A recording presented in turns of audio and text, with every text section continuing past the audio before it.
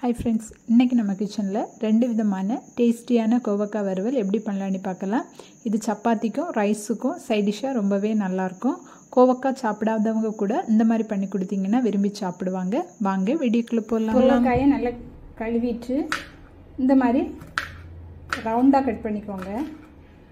கடாய் சூடு பண்ணி 2 table spoon எண்ணெய் சேர்த்துக்கோங்க. எண்ணெய் சூடானது அதில் 1/2 டேபிள் ஸ்பூன் கடுகு சேர்த்துக்கோங்க. கடுகு பொரியட்டும். கடுகு பொரிய ஆரம்பிச்சுட்டு இப்போ இதில் பொடியாக கட் பண்ண 5 பூண்டு சேர்த்துக்கோங்க. 2 பச்சை மிளகாவை கட் பண்ணி சேர்த்துக்கோங்க. ஒரு கப் கருவேப்பிலை சேர்த்துக்கோங்க. பூண்டை லைட்டாக வதக்கி வச்சுக்கோங்க.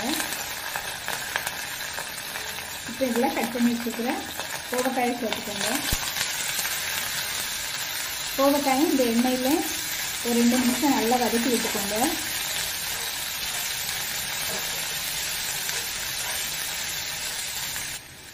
கோவக்காயும் ஒரு 2 நிமிஷம் நல்லா வதக்கி வச்சு இப்போ இதில் ஒரு 1/4 கப் தண்ணி சேர்த்து மூடி போட்டு வேக வச்சுக்கோங்க.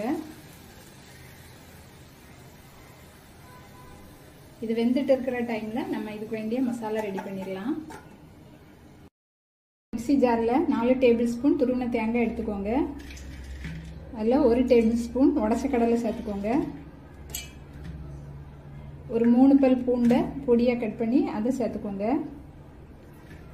5 சின்ன வெங்காயத்தை பொடியாக கட் பண்ணி அதை சேர்த்துக்கோங்க. ஒரு கொத்து கருவேப்பிலை சேர்த்துக்கோங்க. 1/4 டீஸ்பூன் மஞ்சள் தூள்,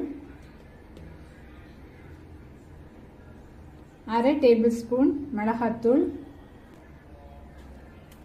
1/4 டீஸ்பூன் பெருஞ்சீரகம்,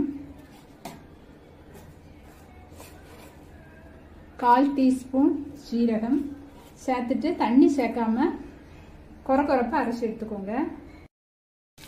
கோவக்காய் நல்லா வெந்துச்சு. இப்போ இதுக்கு வேண்டிய உப்பு சேர்த்துக்கோங்க. அது கூடவே அரைச்ச மசாலாவை சேர்த்துக்கோங்க. மசாலாவை நல்லா மிக்ஸ் பண்ணி விட்டுட்டு உப்பு செக் பண்ணிக்கோங்க. உப்பு தேவைன்னா சேர்த்துக்கோங்க. ஃப்ளேமை ரொம்ப கம்மி பண்ணிக்கோங்க. லோ ஃப்ளேமில் வச்சு ஒரு 5 மினிட்ஸ் குக் பண்ணிக்கோங்க. கோவக்காய் கூட்டு சூப்பராக ரெடி ஆயிட்டு. கோவக்காயை நல்லா கழுவிட்டு இந்த மாதிரி ரவுண்டாக கட் பண்ணிக்கோங்க. 1 டீஸ்பூன் முழு மல்லி சேர்த்துக்கோங்க.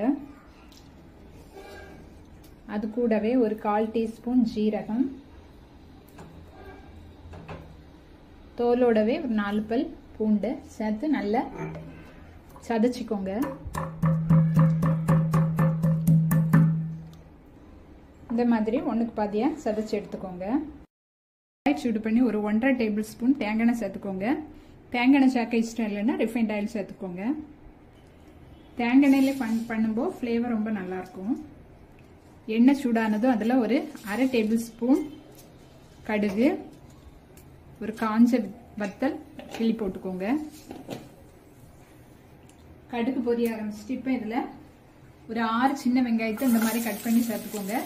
சின்ன வெங்காயம் இல்லைன்னா ஒரு பாதி வெங்காயத்தை நீளமாக கட் பண்ணி அதை சேர்த்துக்கோங்க. அது கூடவே ஒரு பச்சை மிளகாவை கட் பண்ணி சேர்த்துக்கோங்க. வெங்காயத்தை லேசாக வதக்கி விட்டுக்கோங்க.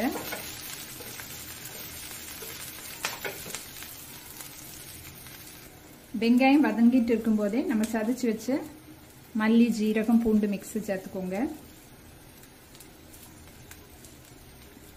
அதையும் பச்சை ஸ்மெல் போக வதக்கிக்கோங்க. இதையும் நல்லா வதக்கியாச்சு. இப்போ இதில் கட் பண்ணி வச்சிருக்கிற கோவக்காயும் சேர்த்துக்கோங்க. நான் இன்னைக்கு 200 கிராம் கோவக்காய் எடுத்திருக்கேன். கோவக்காயும் அந்த எண்ணெயிலே ஒரு 2-3 நிமிஷம் நல்லா வதக்கிக்கோங்க. மீடியம் ஃப்ளேமில் வச்சு வதக்கிக்கோங்க. கோவக்காயும் நல்லா வதங்கிடுச்சு. இப்போ இதில் ஒரு 2 டேபிள் ஸ்பூன் தண்ணி சேர்த்துட்டு மூடி போட்டு வேக வச்சுக்கோங்க. மூடியை திறந்துட்டு அப்பப்போ இந்த மாதிரி கிண்டி விட்டுக்கோங்க. வேகட்டும்.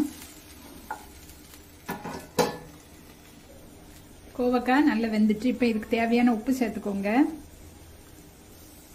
1/4 டீஸ்பூன் மஞ்சள் தூள், 1/4 டேபிள் ஸ்பூன் மிளகாத்தூள், 1/4 டீஸ்பூன் பெருங்காயத்தூள், 1/4 டீஸ்பூன் மிளகுத்தூள் சேர்த்துட்டு நல்லா மிக்ஸ் பண்ணி விட்டுக்கோங்க.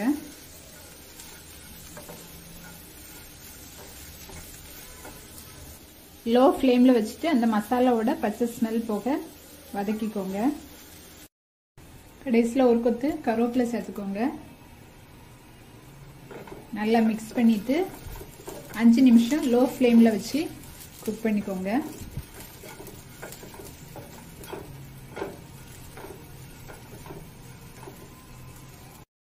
நம்மளோட கோவக்காய் ஃப்ரை சூப்பராக ரெடி ஆயிடுச்சு. நீங்களும் இந்த 2 கோவக்காய் ரெசிபியும் ட்ரை பண்ணிவிட்டு கமெண்ட் பண்ண மறக்காதீங்க. தேங்க்ஸ் ஃபார் வாட்சிங்.